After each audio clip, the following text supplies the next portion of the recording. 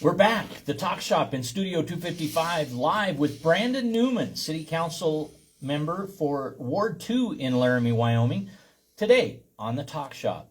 And we were talking last segment, Brandon, about March 19th, Representative Harriet Hageman in the Griffin Theater at the Laramie Plains Civic Center. You were in line, and you were engaging with the community. You had your badge on, and City Council nameplate, Yep. and people could see who you are if they didn't know you. I'm sure you introduced yourself. Yep. What did you learn in line? Once I learned the original Phoenix venue, Ballroom was going to was change. I was like, well, now what do I do, right? I don't think I'm like 300th in line or somewhere around there. What am I going to do? Well, let's just talk to people. So that's what I was doing. I was just talking to people around me.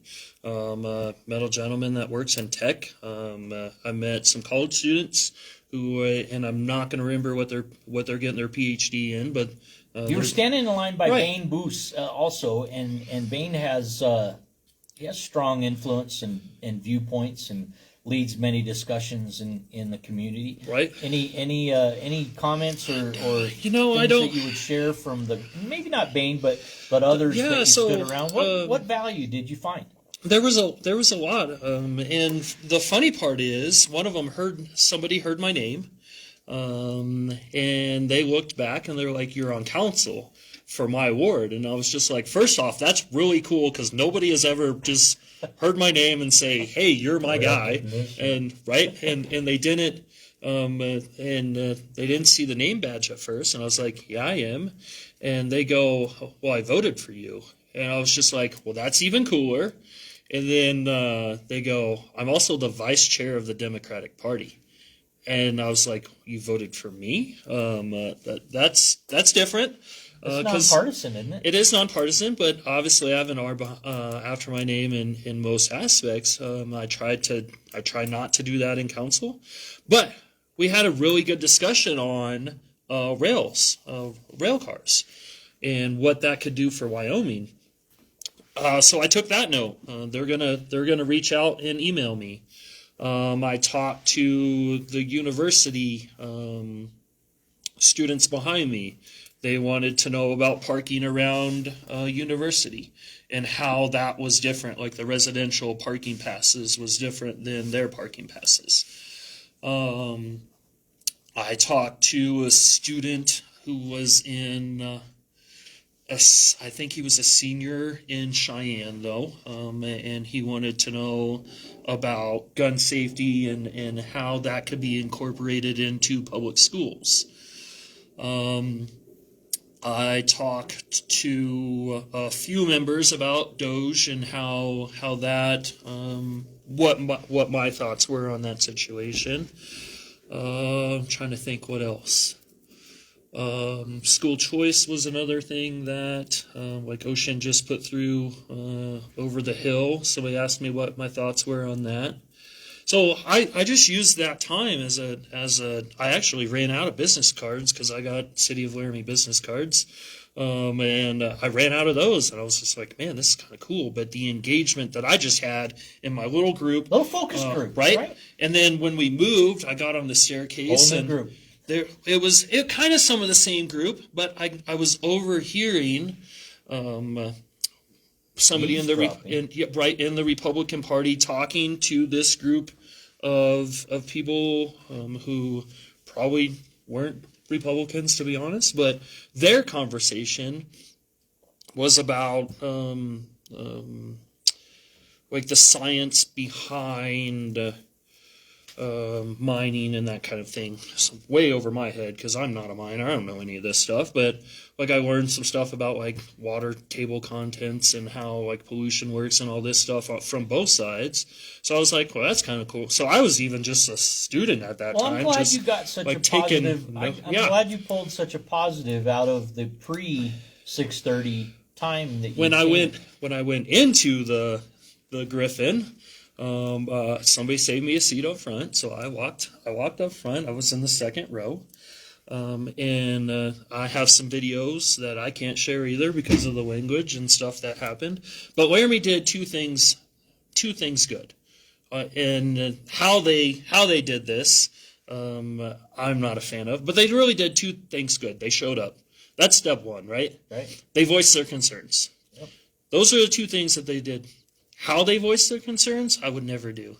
I was talking to the Democrat chair and talked to him a little bit, and he has some of the same concerns that I had. Like this town hall, we could have learned so much more with what happened if we had dialogue, but we really didn't, right?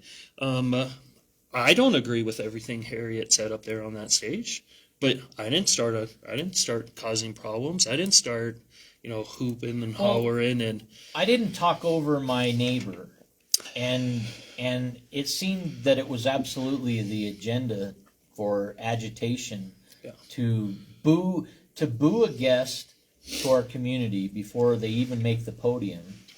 Yeah, I found set the tone alarming. To be, I mean, you're not at a sporting event, and to have liar, and much worse, profanely. They got their voice out. Bullied. That's for sure. I mean, we claim to want kindness. We claim to want peace. We claim to want to be respectful. I really, I just found it. I found it exhausting. Oh, so and wow. Yeah, when they started, when she started having the audience ask questions, and you saw everybody kind of walking down the aisles and kind of line up down there, it was getting so loud that I had my finger like this. Half, right, because yeah. it was just the yelling was getting to me, and I'm not like a huge big crowd person. It doesn't like necessarily bother me, but it's not what I like because it's usually super loud. And so I'm like this, and the person that's standing here taps me on the shoulder, and I look up, and their question to me, and it makes me giggle. And somebody's going to use that as a soundbite against me, but it does. It made me giggle because they're like, "Why are you being so rude?" And I was just like, this is probably not a conversation we should have right now, but I don't think I'm being rude. I'm sitting here, I'm on the aisle, and I just don't want to listen to the screaming. I can still hear it over here, and I know what's going on, and I can hear the questions, and I know what the questions are that are being asked.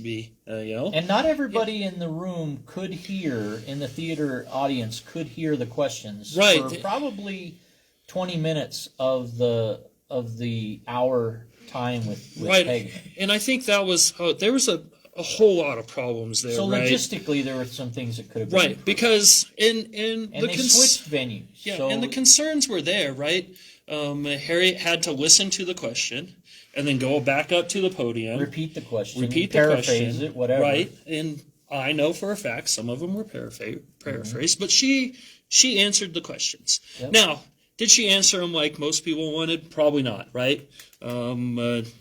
She thinks Doge was a good thing. A roundabout way, I think it's a good thing. Could it be done better? Probably, right? Just like everything else.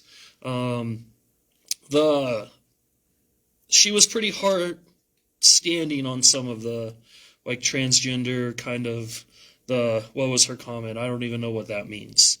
That caused another uproar, right? So I think on both sides of the party, both sides of the no mic, her staff, how she answered it, and then everybody has a threshold. Right. Everybody, all human beings have a push point.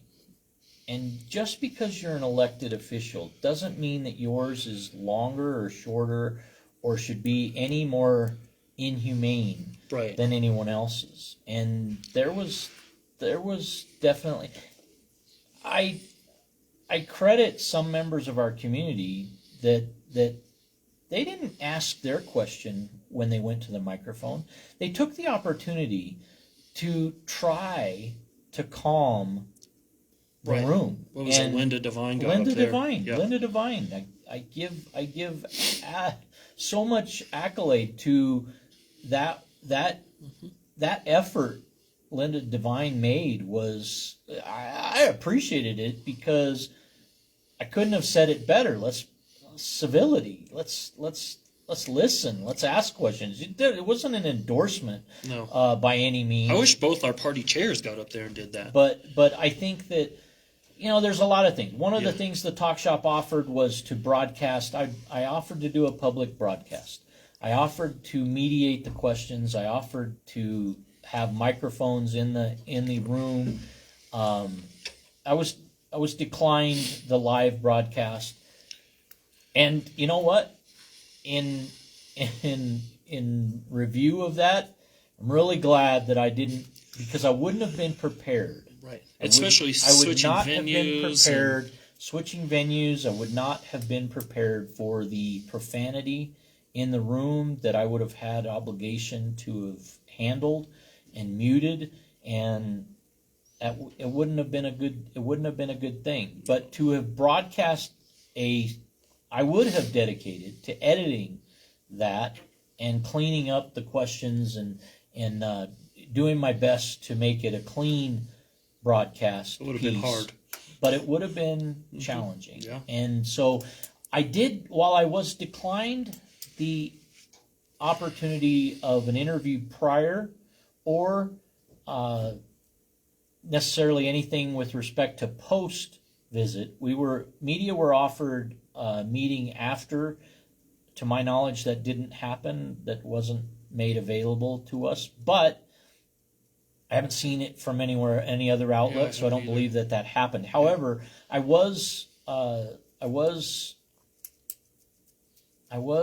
encouraged for a one-on-one interview with Hageman by the communications director for Representative Hageman. So I invite your questions. I invite each one of you to email the Talk Shop at radioworks@mail.com. That email, send me your questions, send me your concerns. I will make them and integrate them into my next opportunity with Representative Hageman, because these concerns are important. I don't like hearing that anyone in our community is fearful or has concerns that don't allow you to sleep at night. Right. And I want to be respectful of those, and I can only do so if you show up. Right. I can only do so have a discussion. if you engage in the conversation. And as we approach the 8:00 hour, welcome Brett Glass to Studio 255. Hey, Good morning. Yeah, you come on over. Good morning. And join us and y'all can Morning.